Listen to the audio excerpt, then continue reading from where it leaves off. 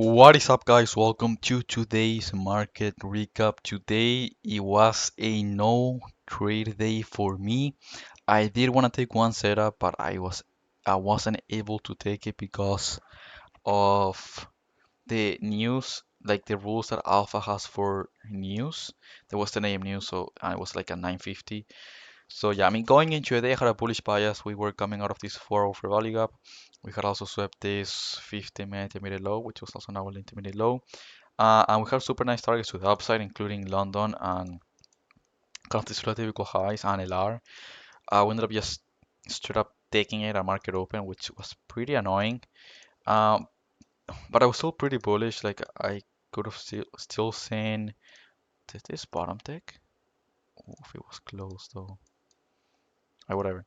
I could have still seen see us like go higher, especially like all of these highs, like higher time frames, draws on liquidity that we have.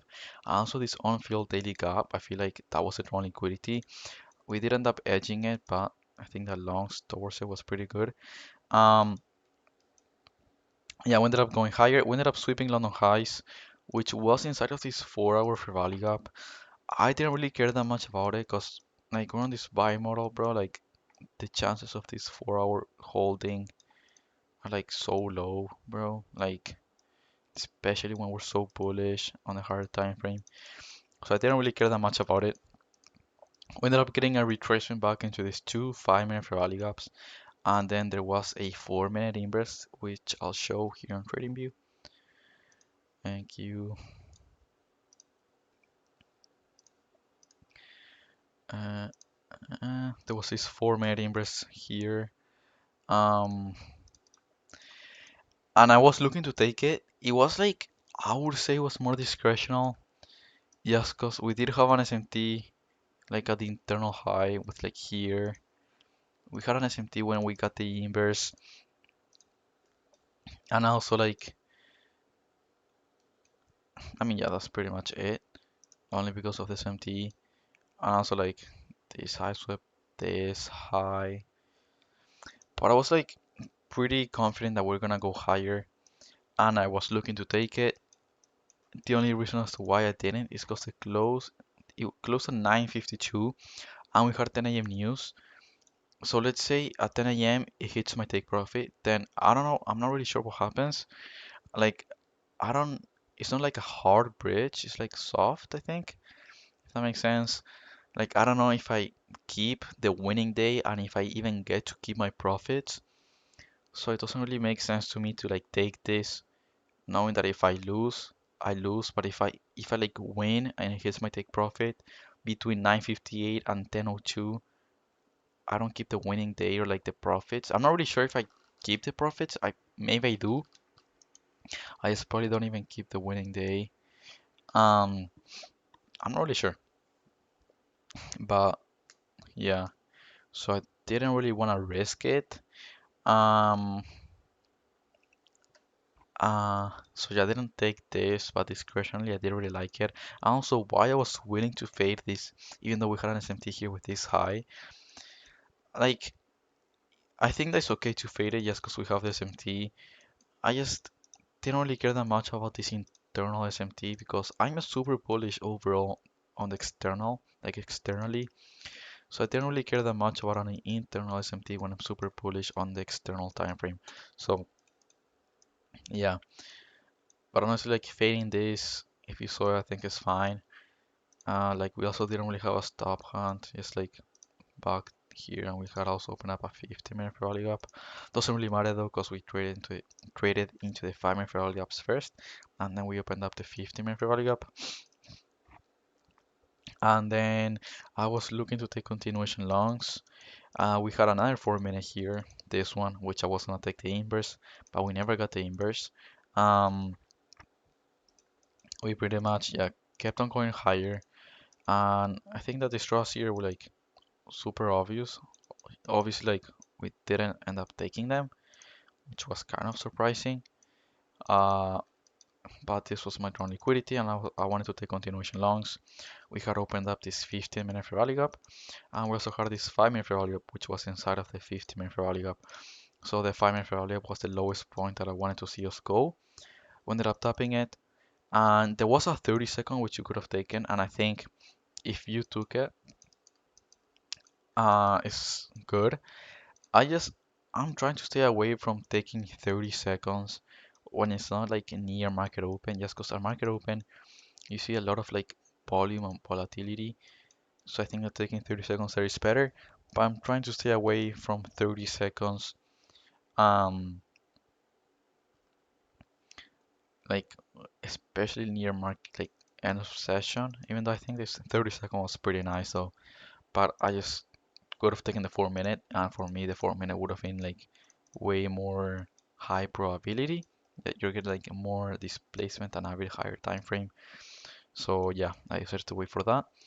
But if you took this 30 second, you could have either gone break even at the 4 minute once we tapped it, and like this high. But also if you held it, I think that you did good by holding it. Like especially if you have like I would have had like a lot of conviction on these highs and like this accumulation zone. So I think that ignoring the 4 minute was like fine.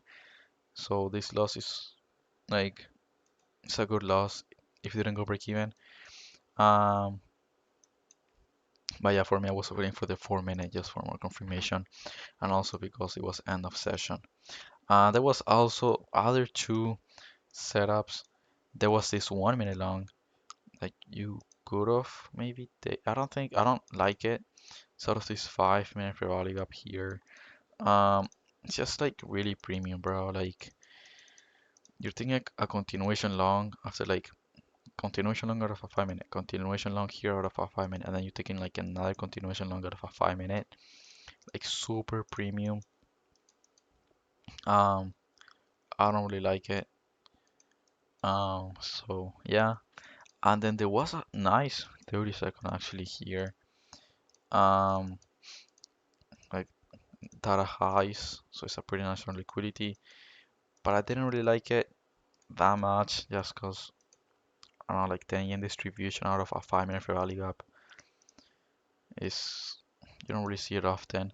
And also we had an SMT at the high, and also again it was a 30 second, and I'm trying to stay away from taking 30 seconds. Like we got this SMT where when something like this candle, so like pretty much at the entry. Yeah, I don't know, like around here probably. I don't know, but yeah, I just didn't really like this that much. Not bad though. If you took it, I think it's a good setup. Um, and yeah, so another no trade day for me. I wish I could have taken this, but yeah, the news thing kind of cooked me. So I don't know, but it is what it is.